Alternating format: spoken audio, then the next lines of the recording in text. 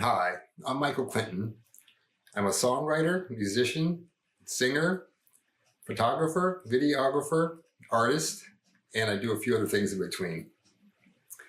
Recently, I was out with some friends, and one of my friends said to me, he says, Mike, he says, me and Jen were driving down the highway on their way to Virginia, and he says, we just happened to be flipping through our radio station, and all of a sudden your face popped up in your music. And I said, yeah. And he says, well, we never heard it before. And I said, well, yeah. And he goes, well, I didn't know you did music and stuff like that. I mean, I knew you did music, but Mike, you do music. And I said, yeah. And I said, I've been doing it since I was a kid. And he says, well, wow. He says, I couldn't tell that from a recording studio sound. And he said, and you did that in your house? And I said, yeah. And the album I put out that he listened to was an album I wrote back in 2014, and it was called If I Were Superman. And so he asked me, he says, all the instruments on there, who was that? And I said, they're me. I said, except for the saxophone. That was a friend of mine named Russ Pauline who actually played the saxophone. And he goes, well, all the vocals and stuff too you did? And I said, yep. And he says, well, how did you learn to do all that and why? And I said to him, I said, I actually learned how to do that out of necessity. And he said, necessity? What do you mean necessity? You needed to learn all those instruments? And I said, well, yeah. I said, let me explain. Then I mentioned to him, I said, have you ever went to go move or you needed somebody's help to do something that helped take you somewhere or anything, and then just when you needed it the most, all of a sudden nobody was available? And he looked at me and he laughed. He said, oh yeah, I've had that. I said, exactly. So that's why I had to learn to play all these different instruments. And let me backtrack a little bit and I'll explain why. When I was a kid coming up, I'm going to say right around the time I hit about 8 years old, I wanted to play instruments of some kind. And I actually wanted to play the drums. But I had a mother, and my mother wasn't really like a stage mom like you would see, a lot of these kids coming up, of child actors, Brooke Shields, Gary Coleman, and some of the more modern day kids that come up. Sometimes they have these stage parents who want them to do all these different things. And usually it's because the parent can never do that. They always wanted to do that. And they use what's called transference in the psychological world as a way to live vicariously through their children. And so my mom wanted me to play guitar because she always wanted to play the guitar. And but my mom was nowhere near as bad as some of these stage parents were. But yeah, she wanted me to play the guitar, and I wanted to play the drums because I had a friend of mine when I'm going to say, like I said, around 8 years old. His name was Michael Maku, and he had a drum set. So unbeknownst to my mom, after school, we would go to his house sometimes and I would sit there and play the drums. He had a drum set and he could play, and then I'd play and we'd be wailing away on this drum set. And I remember saying to him, I said, Mike, isn't your mom going to get pissed that we're sitting here just wailing away on these drums and stuff like that? And he goes, oh no, she can't hear us. She's way downstairs in the den and she's watching her soap operas on the couch and eating popcorn. So he and him were laughing, jamming away. And the reason she couldn't hear us because they were living in this old 3-story Victorian home. And a lot of those homes back in the day were structurally sound and built like battleships. And so she couldn't hear us way down the den, the way upstairs. She couldn't even hear us. So, that was my thing, playing the drums, just being able to bang and take out your frustrations and just felt natural. And so, like I just mentioned, I didn't want to play the guitar. And so what I did was I shelved my guitar. I had it in a closet in a bag and then left it in there as acoustic guitar. And, I really didn't want to play that. And it wasn't until we moved from, at this time we were living in New Hampshire. And I remember my dad, I got from school one day and my dad says, oh, we're going to be moving. And I'm thinking, oh boy, now I got a friend I can play the drums and I'm having all these friends at school. Where are we moving? And because my family was in the military, my dad was in the Air Force and we did a lot of traveling. So of course, his next tour of duty was in Kadena Air Force Base in Okinawa, Japan. So we were moving to Japan. And, got to Japan and it was beautiful. It was nice. And, especially Okinawa. Okinawa is tropical. It's just like Hawaii when you get there. I mean, literally.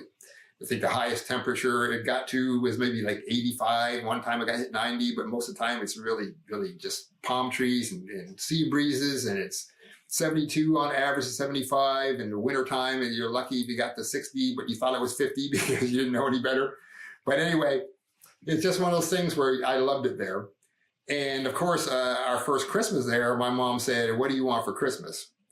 And so I took this as my opportunity to once again bring up the drums. Because I remember my mom said before, oh, they're noisy and all this stuff like that. They take up a lot of room and blah, blah, blah, you know. But I said, no, I really want a drum set. So for Christmas, I ended up with this drum set. And I'll post a picture of it up here. At the time, I'm 10 years old, my first Christmas in Japan.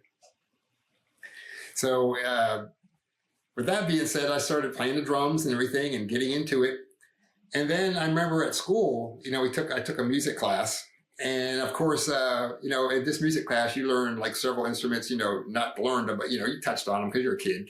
And they teach you a little piano here. And then, of course, get a little guitar. And then we had the recorder. And what else? We had tambourine and all these little different small instruments and learning how to, you know, just basically about music. And then I remember this one friend of mine, and his name was James Diaz, and he had a guitar. Now, James couldn't play all that well, but he knew several chords and could play a song or two. And of course, when James was playing that guitar, all these people started hanging around, and even this girl I liked. And she was just, oh, that's so cool. He can play the guitar. And I'm looking, I'm like, oh boy. And then I said to myself, you know what? I got to learn how to play the guitar.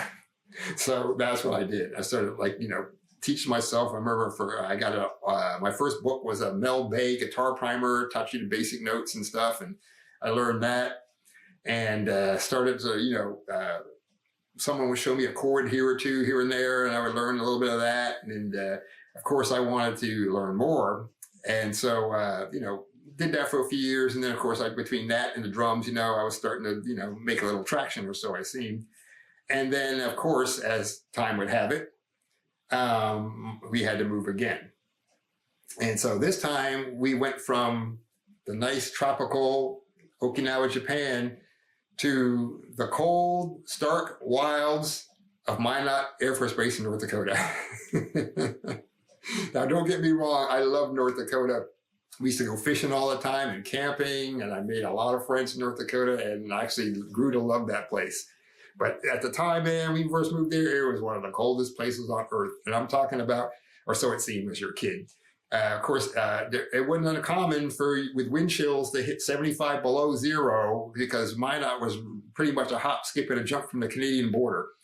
But yeah, so we'd get cold breezes coming out here from Winnipeg, Saskatchewan, Calgary. All those storms and stuff would come down in North Dakota, and you'd get feet of snow. And of course, with that going on during the wintertime, you know, of course, I, you know, had friends that taught me to ski and all these different things. And, you know, we had outdoor sports and stuff like that. But a lot of times when the winter hit bad, you were inside. So, of course, I started learning how to do animation, like puppet animation, clay animation, and, of course, music. So I remember, like I said, I had been exposed at an early age, too, to a lot of different types of music, but mostly R&B music. I grew up on the soul stuff, everything from Otis Redding to Benny King, the Shy-Lights, the Manhattans, Roberta Flack, Gladys Knight and the Pips, Aretha Franklin, the Jackson 5, all of these groups and stuff. And very rarely did I ever, you know, was exposed to like rock music. Of course, my parents were the type that would play all types of stuff. So occasionally you hear like the Rolling Stones on there. And I remember hearing Jimi Hendrix. I remember him playing and thinking, wow, that guitar, you know, that's pretty cool. And, you know, but, you know, we never really focused on that until, of course, like I mentioned, we're at North Dakota.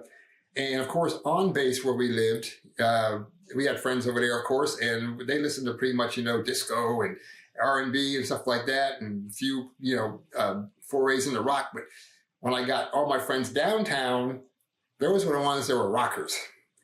And I ended up being in one of my classes, I think it was psychology class. And one of our teachers said, she goes, I want you guys to do an essay. And I said, essay? And I said, about what? I thought it was going to be about psychology. And she goes, no, you can just do anything you want. And I said, she goes, what are you going to do yours on? And I said, well, I'm going to do mine on playing guitar. And when I said that, the guy that sat like the next row over, but like 3 seats back says, Mike, he says, I didn't know you played guitar. And I said, what, do you play? And he goes, yeah, I play. And I said, and his name was John Burning. And, you know, we had talked a few times, but never about guitars and music and stuff, because he didn't know I played. He didn't know, you know, I didn't know he played. He didn't know I played. But he said, oh, yeah, maybe we can hang out sometime. So in North Dakota, there was this place called Northwest Music. And I don't know if it's still around, but I'll have to research and find out. But we used to go down to Northwest Music a lot. And I used to pick up, you know, everything from guitar strings, you know, Ernie Ball guitar strings, like things I was using back in the day, and picks. And I got my first finger slide and capos and whatever you needed. And of course, I ended up getting my first guitar amp and a electric guitar. And eventually John said, yeah, come on over to my house, you know, we'll hang out and jam and stuff like that. So, you know, I was getting to the point where I was getting a little bit better, but John was really good. I mean, he was the first guy that I knew that had a Gibson Les Paul.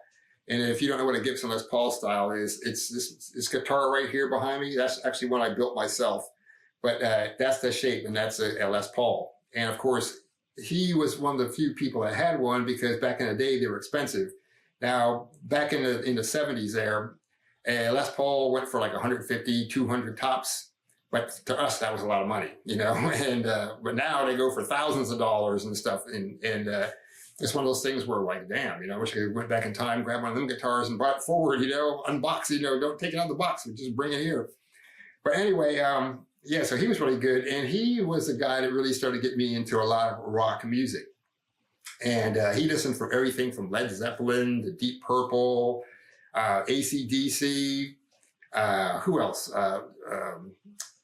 Yeah, Kiss was another big one. He broke out the Kiss Rock and Roll Over album. And I remember saying to him, I said, well, who's the guitar players on that? And he goes, oh, that's Paul Stanley and Ace Frehley. And I'm listening to that. I'm like, well, damn, that sounds pretty damn good, you know? And I'm thinking, man, I don't learn how to do that. And then he goes, well, if you really want to learn to play some leads, he said, you got to listen to these guys.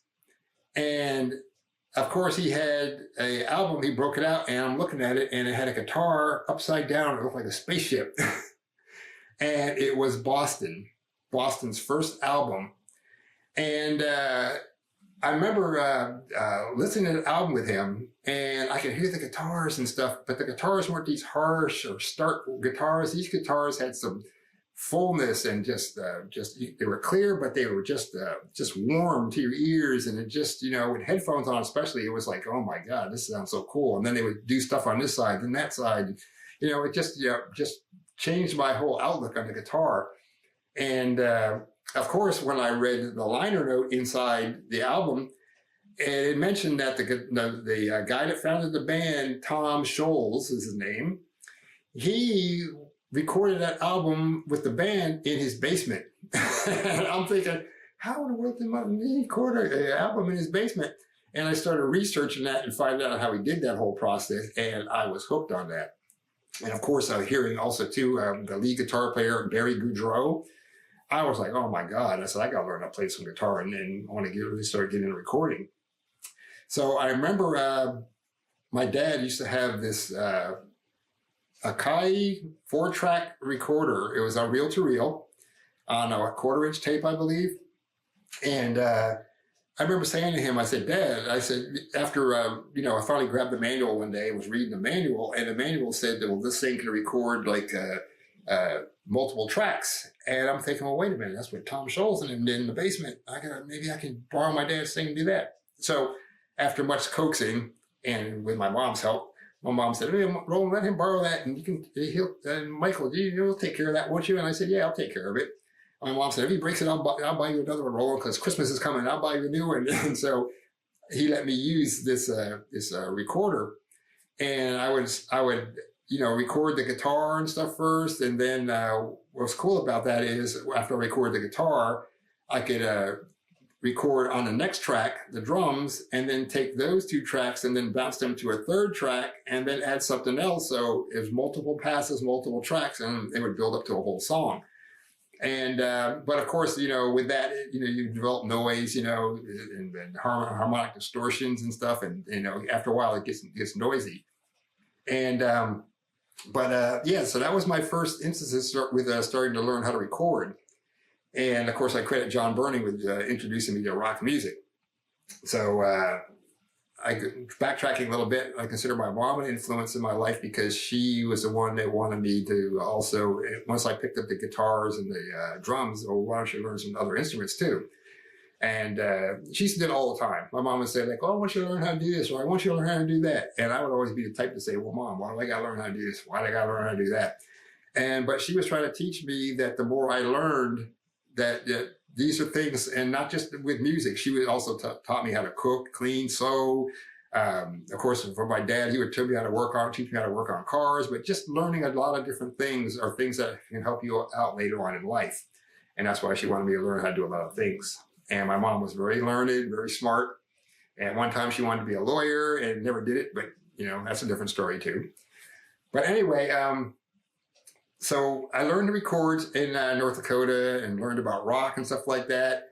And eventually, as time would have it, once again, military family, it's time to move again. And at that time, I started like this girl named Janice Boucher.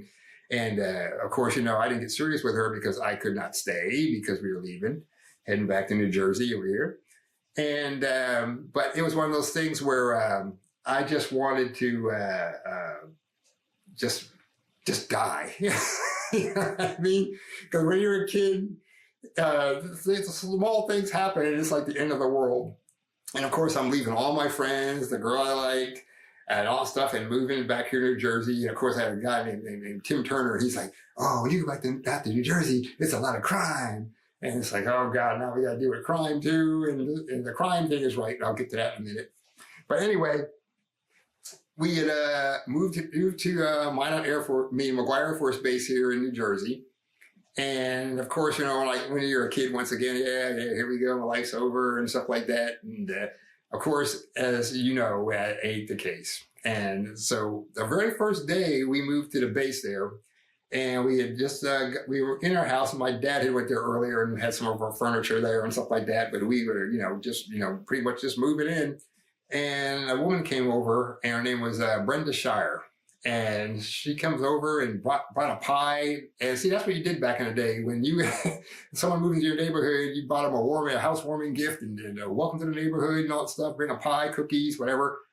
And, but that's what she did, brought a pie over and introduced herself. And then she says, yeah, how many boys? He said to my mom. My mom said, oh, I got two boys. And she goes, oh, Michael, you're about Derek's age. And I said, who's Derek? She goes, oh, that's my oldest son, blah, blah, blah. You should, after we leave here, I'm going to leave. She said, you want to come over and meet him? I said, yeah, I'll meet him. My mom said, yeah, that's a good idea. I said, yeah, you're already making friends. I'm like, all right, cool. So when she was ready to go, I followed her back over to the house there. And then she goes, Derek, yells at Derek, he's upstairs. And she goes, there's someone I want you to meet. And she goes, send him on up. So he's upstairs in his bedroom. So I go upstairs. And when I get in his bedroom, I'm looking, and he has some guitars and some amps. And I'm like, oh my God, I got another musician. And so almost like by divine intervention from the good Lord above, he's like, yeah, man, he says, you got a friend now playing music. So me and Derek, of course, started playing guitar, jamming after school every day. And eventually we started getting better. We actually formed a band called Phoenix. And with another guy named Chris Cutlet, and that was pretty cool. And so that went on for a few years. And then eventually Derek moved away. Derek and I think his mom, I don't know what happened. I think they divorced or something. But anyway, they were leaving. And so once again, I'm crushed. I'm like, oh, good Lord, here we go again. And then just when I thought I was giving up hope and saying to myself, I'll just work on my music and do my thing and just, be happy. And I ended up meeting this guy, and right there on the base. I remember I was on a school bus one day, and I'm talking to another friend of mine about doing music. And I remember looking back sometimes, and he would look like, And then I also too worked at the commissary on McGuire Air Force Base. And if you're not sure what a commissary is like a supermarket. It's like a Walmart, but not on that big a scale. but some of them can be nowadays. But yeah, back in the day, it was just, average size. And so I used to bag groceries. And that money I used to make, doing the groceries, instead of bagging groceries, I would take that and start buying gear. So eventually one Christmas came up and I had ended up getting a multi-track recorder. And this was one of the ones that was the first of its kind. Fostex had one, Tascam, and the other company was Yamaha. And for Christmas, I ended up getting a Yamaha MT44, which I still have to this day. And I'll put a video clip of that up there right now. But this thing was so cool because for the first time, you could record pretty much multiple passes. It was 4-track, and this was cool though. It came with a mixing board and a patch bay, and which I still have too, but I don't, in this setup I have here now, I got a real mixing board, so I don't have, to worry about patching to the little small one it had. But anyway, this was the first one of the first ones of a kind that we record 4 tracks at the same time or singly onto cassette. Now, the size of cassette is fairly small. I think it officially qualifies as 1/8 inch or something like that, 1/4 inch to 1/8 inch. But it had Dolby sound in it. It had a pitch control where you could actually turn it to half speed or any speed in between, and it was just an awesome piece of gear. And so I was getting better at recording using that. And of course, I'm working on songs and doing things. And of course, eventually me and this guy got together. His name was Jeff McDuffie.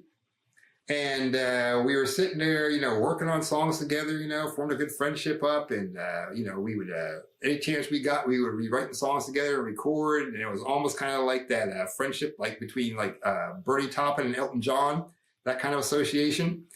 And it was just one of those things where, we were in our element and we're working on music and it was going good. And then I think one day Jeff said, actually my mom said, she goes, because he came over to my house after school one day and we were setting up in my room, getting ready to record. He brought his drum set over and stuff like that. And my mom says, knocks on the door and said, oh, well, you guys can't play here today. And I said, well, why not? And she goes, well, Michael, she goes, your father's going to be going on a night shift. And my dad was a flight line supervisor on the base over there. So, a lot of planes and stuff, didn't take off without him going through them with his crew and making sure everything was sound before they went up. But he was being shifted over to the night shift. And of course, he had to get some sleep. So she says, well, you have to go somewhere else. And Jeff goes, oh, I know a place. And I said, really, where? And he goes, because we couldn't go to his house that day too, because something else was going on. But he goes, we can go over to the rec center on Fort Dix. And I said to him, well, why not the one on McGuire? He goes, no, we got to go to the one on Fort Dix. And I'm thinking, okay, and he wouldn't specify why to go over to the Fort Dix one, because I'd never been to the Fort Dix one for anything. And the one on McGuire, of course, they have, some amps and stuff like that and a few things over there for musicians and stuff. So sometimes we would go there, but he was stressing going to Fort Dix. So I remember before we were heading out, my mom said, oh, I want you to run here and do an errand for me there or something like that. So I went and did that. And Jeff said, well, I'm going to take my car and go on over there. He goes, you can meet me over there. And so like an hour went by, and then I finally made it over there. And when I got there, Jeff is talking to this guy. And I said to him, I said, hey, Jeff, I said, what's going on? And he goes, hey, not much. He goes, oh, I want you to introduce you to somebody. And he put out his hand, and I shook his hand, and he says, hey, my name is Joel Sobel.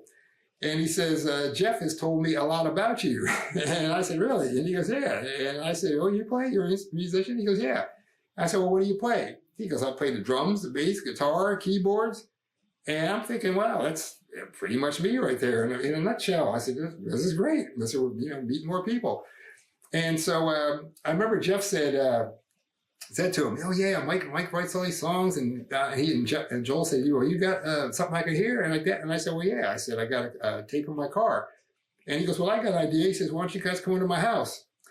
And this is where the story gets funny, because Jeff never told me that he had already been to Joel's house before, or that he had met Joel. He kind of had it like a surprise.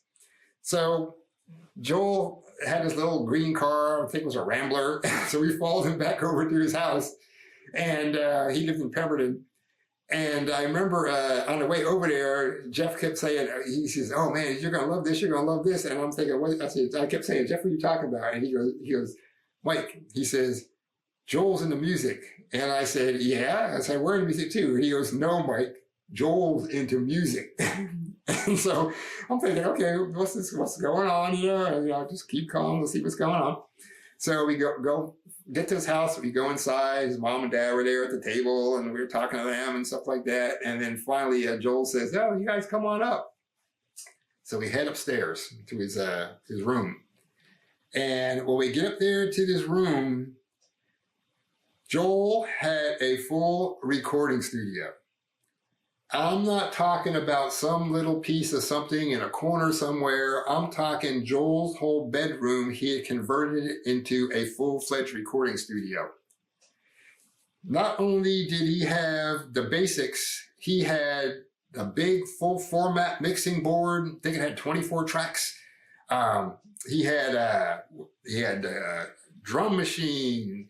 He had, first he had an original drum machine, then he later bought the Lynn drum machine, and he had keyboards, he had the basses, he had guitars, he had boom mics, he had effects units. Joel had everything that I'd read about in a recording studio. And I'm like, oh, good Lord. I said, yeah, this is where I want to be. And of course, when I'm looking, my eyes are bouncing around, eye candy everywhere. I'm like, ooh, ooh, ooh, ooh, that kind of thing. And it just got me so psyched. And so he played back some of his stuff for us. And I'm like, wow. I said, this is really good, And then Jeff was looking at me like, yeah, see, I told you. And I'm like, wow. So one thing led to another. And eventually Joel had recordings that he needed help on, vocals and stuff like that. He knew I sang, and Jeff could play things too. And so we sang on his stuff, and some of the stuff that we had written, he recorded for us and helped us out in kind. And it was just a real eye-opening time for me. And it was one of those things where it was just like, hey, this is it. I'm in my element. I know what I want to start doing in my life, and, I'm going to go for it, And Joel and Jeff have been another influence in my life, both of them. Jeff for helping me, work on songs, and we learned about how to write songs and things like that. And on Joel's end, it was learning all about the recording process. Everything from the mixing board, from the gain pot at the top all the way down to the post fader at the bottom, and the subgroups and the mutes and the switches and subgroups and auxiliary inputs and all the things that a mixing board has to offer. And we just learned the whole process of recording, everything from just the mic placement on drum sets to doing vocals and harmonies and all those things. And it's just a time I will never forget. And as time would have it, of course, you get to work on other things, other projects with other people, and that's how things always work. Eventually you get over there and you meet people, and like even at the rec center over there, we met people that were GIs and things, and there were women that could kick butt on guitars and stuff, and you form these friendships and stuff, and you get to eventually work with other people doing other projects. And of course, when I'm over there on the Air Force Base, not only did I work with Jeff, but there was a few other guys that I had met over there. And with these guys here, I ended up forming a group, and we were called Sessions. And they're going to probably like, ooh, he mentioned us and stuff like that. Well, of course I mentioned you guys, because you guys were influences too. I mean, whether you knew it or not. Because you helped me to form the basis of really sticking to things in a band. That camaraderie that people have in a band, and we worked on each other's projects, and it was just a fun time, and it just helped learning about performance and all that kind of stuff. And so I'm going to give these guys a shout out too. And these guys are Howard Jefferson, John Franza, Doug James Thacker. This guy I was in a band or two with him also, but he used to sit in a lot of our stuff, and just a great guy. And his name is John Carr, who's also now an excellent guitar player and musician, songwriter. There was also a guy named Jack Beard. Now, Howard and all you guys remember Jack Beard, because Jack was the very first guy that we knew that could play Eddie Van Halen's Eruption to the T. And it sounded just like it. I'm not lying. This guy, man, when he did this stuff, man, it just blew all our minds. And I had been in another band with him called Force Entry, and it was just, an awesome time. And also, too, Andrew Bordenowski. Now, I didn't forget you, brother. And the reason I mentioned Andrew especially is because Andrew was the first guy that really got me into heavy metal music. And people are looking like, you? Heavy metal music? What? You're black, heavy metal? And I laugh and I say, yeah, heavy metal music. Because heavy metal music, especially when it came to playing guitar, was one of the things that got me to be able to play at a faster speed.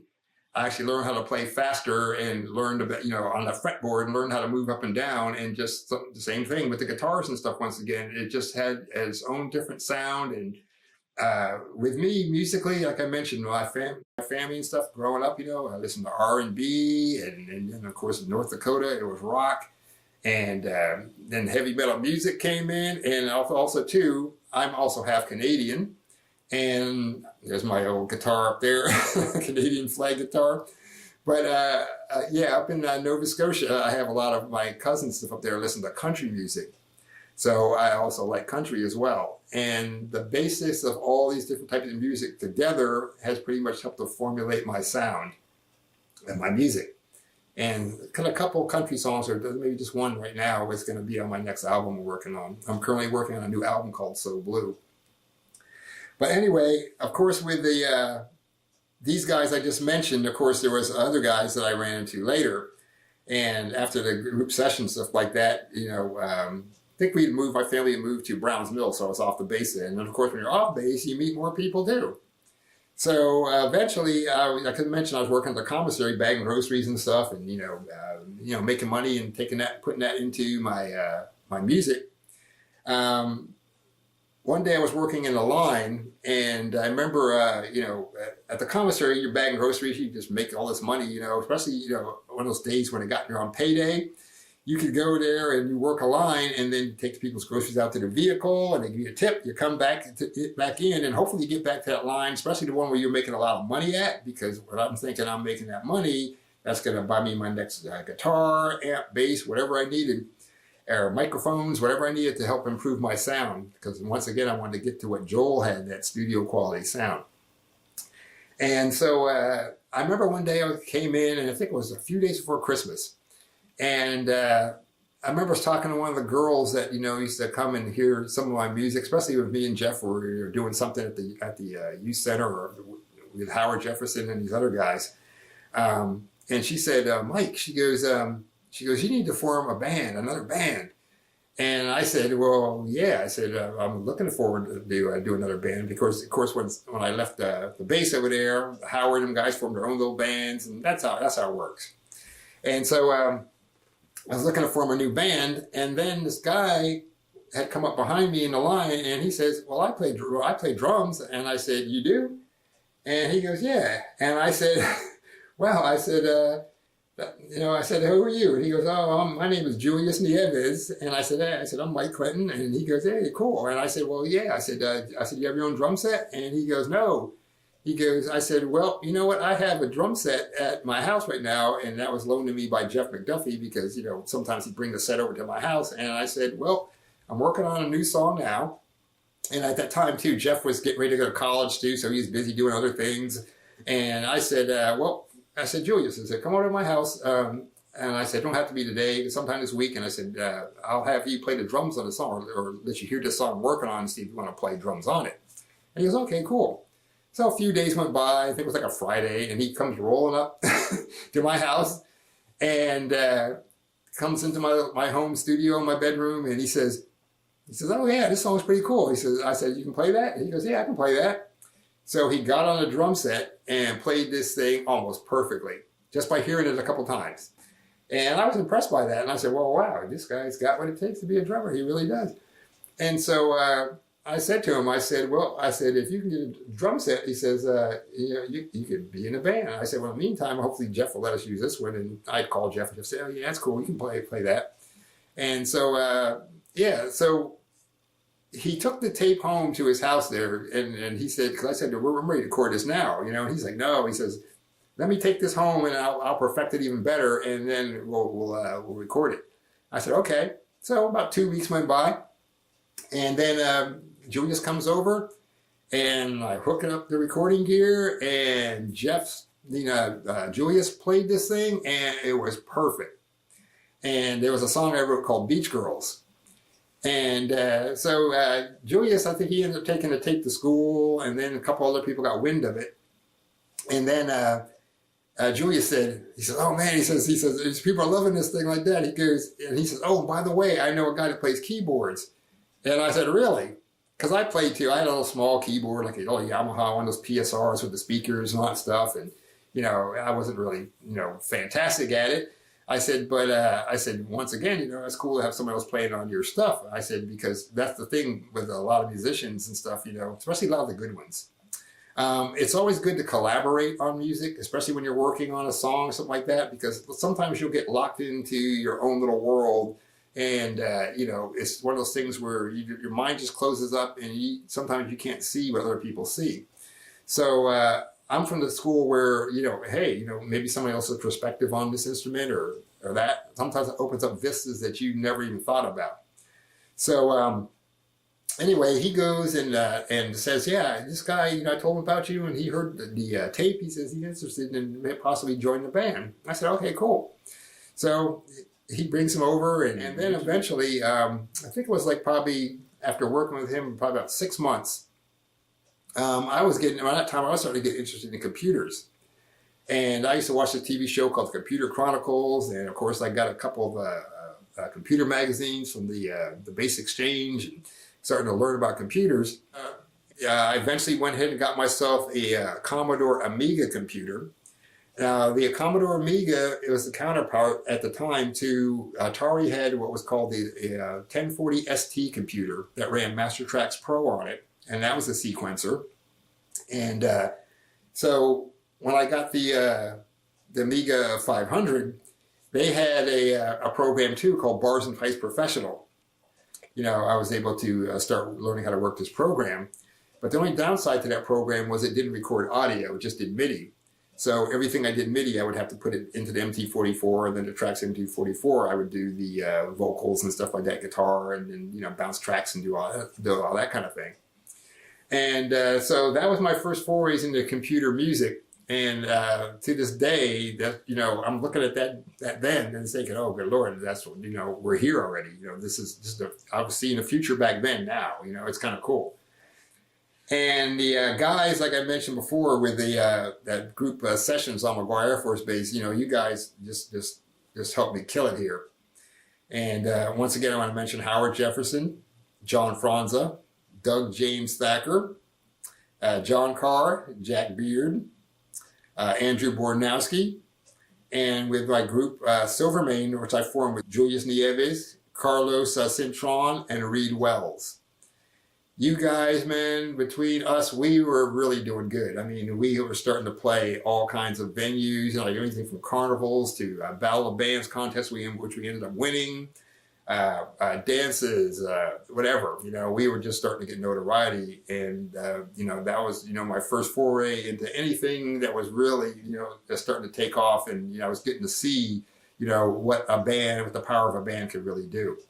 And all you guys, everybody I've mentioned, you guys have all been awesome, and I thank you all from the bottom of my heart, really. So back to modern times here. The friend I mentioned early in this whole conversation called me up another time and said, hey Mike, he says, let's go over to Chicago Uno Grill and have some beers and stuff. And I said, all right, cool. So anyway, went over there and hung out for a while, and then finally he says, let's go back to your place again. He said, that just interests me, all that stuff. And he says, matter of fact, he says, my son's talking about getting into that stuff too. And you mind if I come back and pick your ear, pick your brain about this stuff? I said, yeah, sure. So we head back over to my house, and he says, you're working on anything new? He says, because that last album, he said, I noticed it was 2014. And I said, yeah. I said, matter of fact, I'm working on a brand new album called So Blue. And he says, oh, cool. And he says, can you show me how you do a little bit of stuff? So I was showing him, how I'm working on this stuff and getting it ready. I'm at the mastering stage now. It's almost finished. And he said to me, he says, well, you know what? He says, I remember you wrote a song about gun violence. And because what happened was in my studio, I also have a TV, and they were showing some gun violence. Now, where I live at is the Philadelphia region. I'm actually New Jersey, but it's the Philadelphia region. And you cannot go a single night without hearing about some shooting over here in Philly. I mean, it's bad. I mean, we're every day, not just here or in this area here, but just all over the country and the world. I mean, there's shootings everywhere. There's everything from shootings in mosques, there's shootings in schools, synagogues, concerts, church, on the streets, drive-bys, and just all this unrest all the time, political violence, and just crazy stuff going on. But the thing he was talking about mostly was the gun violence. And he said, yeah, he said, so I remember you writing a song back in the day, and about that, he says, you need to put that on your album. And I thought about it for a minute, and I said, yeah, he's right. I did write a song back then. I said, you remember that? He goes, yeah, it was back in the 80s. And blah. So I said, wait a minute. I said, I got a shoebox, which I keep in my closet, and I had, because I've written probably close to like 600 songs in my life. Not all of them good, but not all of them have been recorded. You know, most of them have been on paper and stuff. So I went to my shoebox in the closet, and we started filtering through looking for this song, and finally we found it. It's a song I wrote called I Can't Stand It. I wrote it way back in 1988. I had written it in 1990. And he said, you need to put this on your album. He said, because that correlates to the gun violence. He said, that'd be cool, you know, maybe people hear it and put down their guns. I said, well, I don't know about that. But he goes, no. He said, you never know. It might reach somebody. And I said, yeah, you know, he's right. So I've grabbed that song out of the thing, start working on it. Of course, I've changed a few lyrics to kind of help match up to more of today, what's going on. Because 1988, there was some gun violence, but it was nowhere near what it is now. So added some changes to it, a little twist to it. So that's going to be on the next album. And so he ended up saying to me too, he says, you know what? He says, Mike, he says, I know you do video and stuff. I've seen some of your work, and you know, he sees my website, and we put stuff up there and on YouTube and everything. Through my company, C-Mare Productions, we put, you know, videos up and stuff. And he goes, you know what? He says, have you ever done a documentary? He said, I've seen all other stuff, but I never see you do a documentary.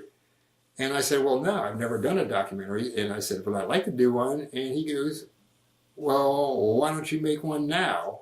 And I said, what do you mean now? Like right now? He goes, no. He says, why don't you do a behind the scenes of your album? And he says, how you're doing your album and this song. He says, because, you know, he said, you can record it and stuff, and kind of show people behind the scenes of how you record and do that. You know, he said, I like to see that. He said, my son would like to see that. Maybe some other people would like to see that. And I said, yeah. I said, I guess so, yeah. So he talked me into it, and I'm going to do it. So that being said, my next album is going to be coming out. Once again, it'll be called So Blue. And it's going to be a CD release / EP / digital release, and it should be available everywhere. I usually put my music out through DistroKid and sometimes CD Baby. And so I think what I'm going to do, I'll put this one out through CD Baby. I like to alternate. So we'll put it out in CD Baby. There's also other outlets out there, TuneCore and all these places where you can put your music. And so I'm going to do that. And so that'll be my next video.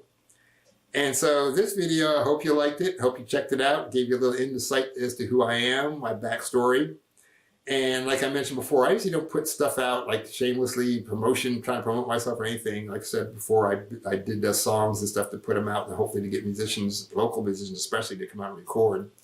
And I never usually like to go ahead and like just tell a lot of people about it. Simply for the fact that, you know, I've got friends of mine who actually put music out, and of course they told everybody in the world, oh, I'm putting this song out, I'm putting that song out. And of course, you know, after all the people who are your friends and stuff fade off, and then there's like kind of like, you know, a lull down. But I believe that if you take your music and you just put it out there and you don't tell anybody and just see what happens, and if it takes off, then you're on to something. You know what I mean? So, so that's what I'm going to do. I'm going to put this next album out, and like I said, I'll make it behind the scenes, and the album will have roughly 12 songs. So this I Can't Stand It will be number 13, And so hopefully, like I said, you enjoyed this video, and looking forward to the next segment, which will be the behind the scenes, and we'll call it the So Blue documentary. And it'll be featuring the song I Can't Stand It. And with that being said, I'm going to end this video. So all you YouTubers out there who've enjoyed my album, If I Were Superman, I thank you for supporting me and listening to the album, and some of the comments I've got on the my music fan page and stuff like that has been great. Thank you very much. People of fans of my C-Mare Productions page, thank you so much. And all I have to say now is everybody lay low, keep cool, and keep your eyes to the skies. Catch you later.